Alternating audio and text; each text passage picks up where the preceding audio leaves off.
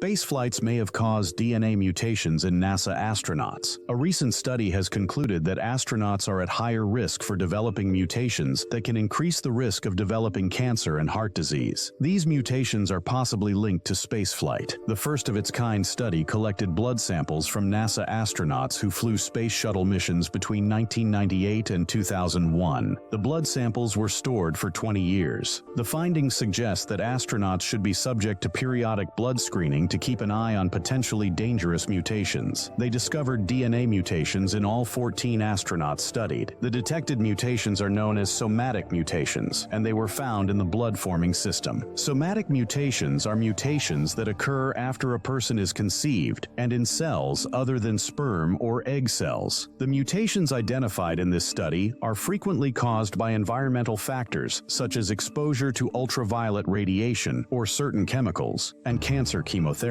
The researchers used DNA sequencing followed by extensive bioinformatics analyses. The most frequent mutations occurred in a gene that produces a tumor-suppressing protein. One of the mutated genes is known to cause acute myeloid leukemia. These mutations do not necessarily mean that the astronauts will develop cardiovascular disease or cancer, but there is the risk that over time this could happen.